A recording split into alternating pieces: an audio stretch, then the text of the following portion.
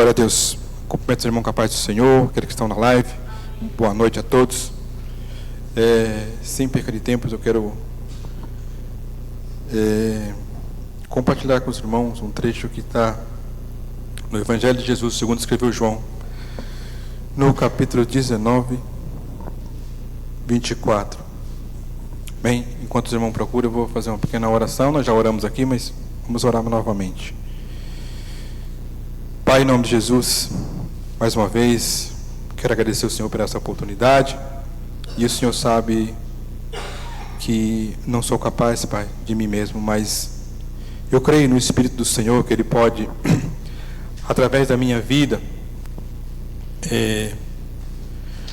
expressar algo que o Senhor tem para com a sua igreja, do qual eu também faço parte. Assim como o Senhor falou comigo nessa pequena reflexão, fala com meus irmãos, na pessoa do Espírito Santo, para que eles venham compreender de maneira que vai glorificar o seu nome.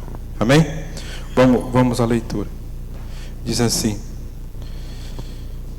por isso os soldados disseram uns aos outros: não vamos rasgar a túnica, vamos tirar a sorte para ver quem fica com ela. Isso aconteceu para que se cumprisse o que as Escrituras Sagradas diziam: repartiram entre si as minhas roupas e fizeram sorteio da minha túnica. E foi isso o que os soldados fizeram. No Salmo, você tem que abrir isso, no Salmo 22, é um salmo profético. Diz assim, Salmos 22, 18. E eles repartiram entre si minhas roupas e fizeram sorteio da minha túnica. O Salmo 22, ele é profético, e aí remete nisso que nós lemos aqui em João. Primeiro eu vou contar aqui algo que aconteceu. Aconteceu. Nesses dias aí, eu estava até comentando com os irmãos, aconteceu muito próximo da gente, e aí me levou a refletir a respeito desse. Deus me levou nessa palavra. Próximo de nós, de uns 2 meses para cá, nós ficamos sabendo, por pessoas, e como é próximo, a gente soube com mais clareza, de 4 separação, sabe? Assim, meio que de repente. Só que uma me chamou a atenção. O pai foi embora e deixou a mãe com 4 crianças, e foi-se embora com outras pessoas, né? E aí eu comecei a refletir sobre isso, e falei estava comentando com a minha esposa, e com alguns irmãos, também alguns irmãos, eu estava comentando com eles, né? As profecias da Bíblia, todo o tempo ela se cumpre. Só que, às vezes, nós não damos conta que nós possamos fazer parte dessa profecia negativamente, sabe? Do lado ao contrário. Esse soldado, do qual eu li aqui, eles estão, na vida deles está se cumprindo uma profecia, mas de forma negativa. E nós vemos a profecia da Bíblia, a profecia que a Bíblia diz, o tempo todo ela se cumprir. Na vida de Maria, por exemplo, na vida de José, que nós somos mais familiarizados, né, nesses textos, nós vemos as profecias se cumprindo, mas de uma forma positiva. E no próprio Cristo aqui, nós vemos a profecia se cumprindo na vida do nosso Senhor. E aí, quando a gente traz para a nossa reflexão, como eu falei aqui das famílias que se separaram, a gente tem que tomar muito cuidado para nós não descuidarmos das Escrituras, no sentido de que nós deixamos de dar. A Jesus fala assim que no final dos tempos o amor de muitos ia esfriar. Esfriar por quê? Pelo Evangelho. Esfriando pelo Evangelho, eu já não vivo mais a vontade de Deus, mas sim a minha vontade. E vivendo a minha vontade, eu não ligo mais para aquilo que está acontecendo no mundo e à nossa volta. E nesse pé, as profecias de Deus, ela pode se cumprir na minha vida de maneira negativa. Ou seja, e eu fico pensando às vezes, o tão difícil foi para esse soldado, quando eles perceberam, né, que depois teve tem a sequência, né, que Jesus ressuscita e tudo mais. Eles perceberam que a profecia do Senhor cumpriu-se na vida deles de maneira negativa. Nós temos relato aí, não bíblico, mas extra bíblico, não estou dizendo que para ninguém acreditar nisso, mas busca aí. Diz que Pilato, ele se matou. Anás e Caifás tiveram uma morte triste pelo rei de Roma quando ele soube o que eles fizeram com Jesus. Ou seja, é muito complicado essas coisas, mas aí você fala assim, mas por que esses homens não perceberam? E outros homens simples, humildes, perceberam o tamanho da besteira que eles iam fazer se eles não crescem na Bíblia Sagrada. Então, é de extrema importância, nos dias de hoje, nós vemos que o amor pela palavra de Deus, ela está cada dia mais esfriando, e nós não podemos vacilar nem um pouquinho, porque nós podemos cair nesse laço.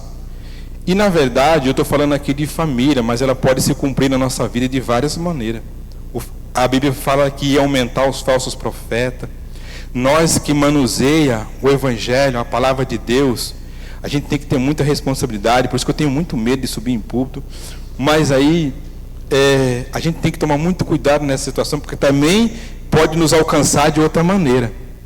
E aí fica complicado, gente. Hoje o imediatismo é algo que está terrivelmente querendo nos derrubar. Às vezes a gente começa a orar por uma coisa e aquele negócio não dá certo, rapidamente a gente desanima. Esses dias eu gosto de pegar exemplo daqui do nosso aprisco, sabe? Mesmo que seja bom ou ruim, mas daqui do nosso aprisco. Eu estava conversando com a pastora a respeito de nossas crianças. A gente já teve lutas, desafio com eles. Aí, até um tempo aí, eu peguei todos elas e mandei jogar futebol ali. A pastora me deu uma bronca, falou: rapaz, como é que você fala um negócio desse? Mandou todos os meninos para lá. Eu falei para ela assim, brincando, disse que toda brincadeira tem um fundo de verdade. Pastor, fique esperto que daqui a uns dias eu mando suas crianças lá para o Macedo. Mas aí, a dificuldade, às vezes eu concordava com ela em algumas coisas, ela não concordava comigo, e assim, mas nós brigando, sempre brigando.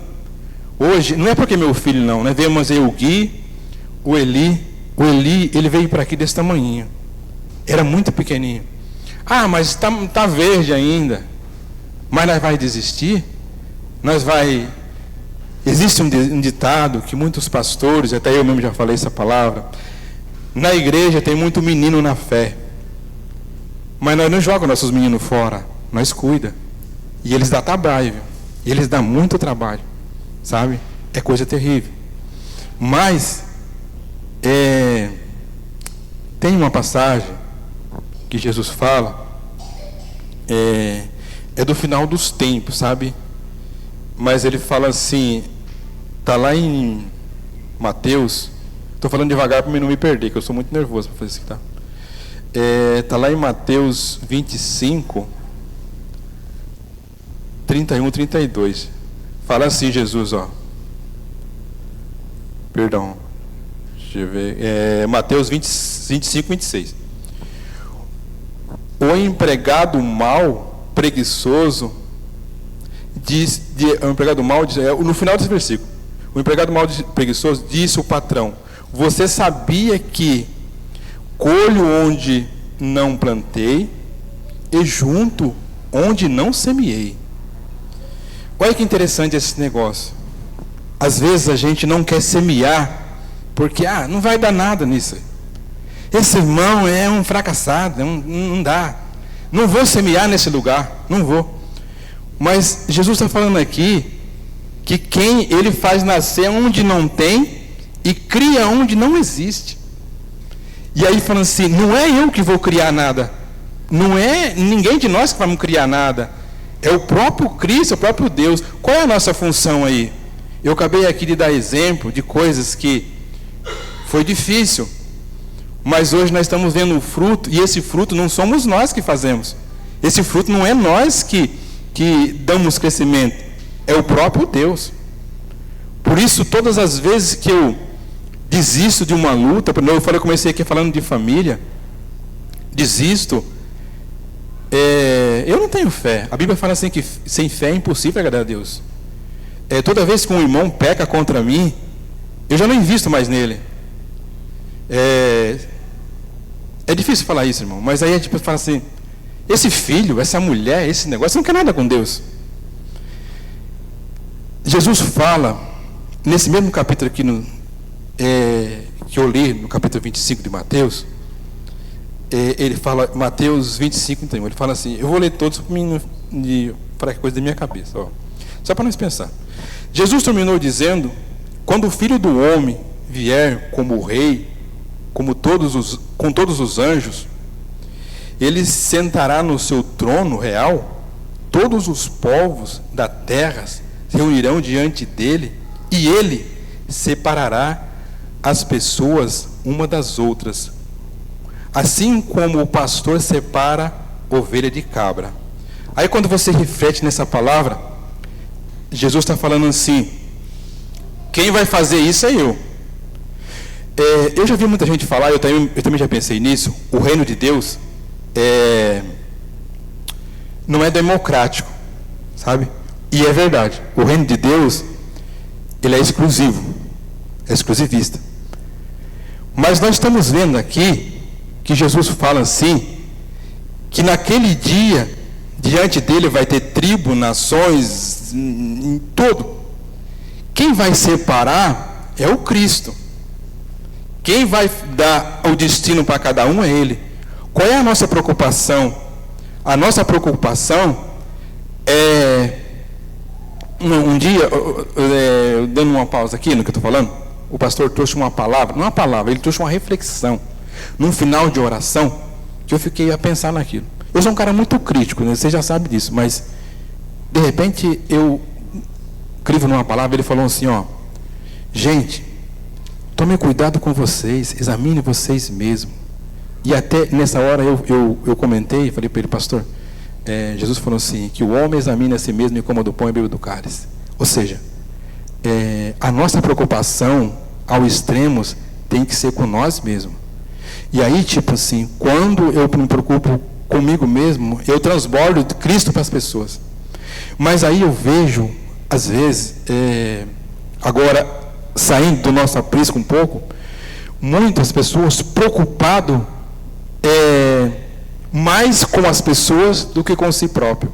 E nisso, acabam se perdendo e julgando, sem que, ou seja, fazendo o trabalho do grande rei naquele dia, como eu li nesse trecho, onde Jesus fala assim, vai estar diante dele todos esses povos, e ele, o rei, vai fazer a separação. A gente tem que tomar muito cuidado nos dias de hoje, como há muito exclusivismo, ou seja, o egoísmo, às vezes nós caminhamos numa situação tão complicada, que por causa do sistema, nós começamos a ser exclusivistas. Não, é aquilo que eu penso, é aquilo que eu quero, é aquilo que eu direciono, e ponto final. E às vezes, começando aí pela família, nós não temos longanimidade, como eu falei aqui das crianças, a gente não é longânimo, a gente não tem flexibilidade para trabalhar junto e ver o resultado que Deus pode fazer. Isso, querendo ou não, é falta de fé. Né? Como eu disse, sem fé é impossível agradar a Deus. Por isso, a gente tem que ter muita... Até as pessoas me caçam de mim, né? Tudo para mim é mansidão. Mas a gente tem que ter muita mansidão, cara, para que a gente possa esperar Deus trabalhar e nós não fazer com as nossas próprias mãos. Porque se isso acontece... O que eu comecei falando de profecia. De repente, uma das profecias de Jesus está se cumprindo na nossa vida de maneira negativa. Eu estou sendo o rei, né? Nós falamos aí de uma religião que é usurpadora, que ela usurpa o lugar de Cristo. E nós, como evangelho, se nós não prestarmos muita atenção, com muita humildade nas Escrituras, por mais que nós temos aí, né, teologia, eu não sou contra isso, eu me libertei por causa da teologia dos homens de Deus que buscaram a teologia, eu me libertei de muitas coisas, né, ouvindo esses homens. Não faço porque sou vagabundo, eu aconselho todo mundo a fazer. Mas às vezes a gente chega num ponto que nós somos o dono da verdade. As Escrituras, elas foram escritas por Deus. Deus, ele é tão complexo. Quando você olha para o universo, cara, você vê tanta coisa do qual você não tem, não chega até a sua mente, você não consegue decifrar. E aí, quando nós olhamos para a Bíblia, quem escreveu a Bíblia foi o Espírito Santo de Deus. Nós temos que ir até ela com muita humildade. Outra coisa que eu queria frisar aqui rapidamente, existe campanha, até o pastor mesmo faz, e eu não acho errado de jeito nenhum, pelo amor de Deus. Nós lemos, temos campanha, esse ano eu vou ler a Bíblia de capa a capa. Isso é muito bom, mas depois de lida, comece a meditar nela, comece a meditar nos textos e ver o que ela está falando para cada um de nós. Isso nos liberta de tanta coisa e nos aproxima de Cristo Jesus. Como eu comecei aqui falando de profecia, e a respeito que esses homens, eles tiveram contato com as Escrituras, mas cego, de uma forma, faltando humildade, a profecia cumpriu na maneira desses caras de maneira diferente. Que nós não venhamos cair nesse laço. Nos nossos dias está muito complicado, meu irmão, certo?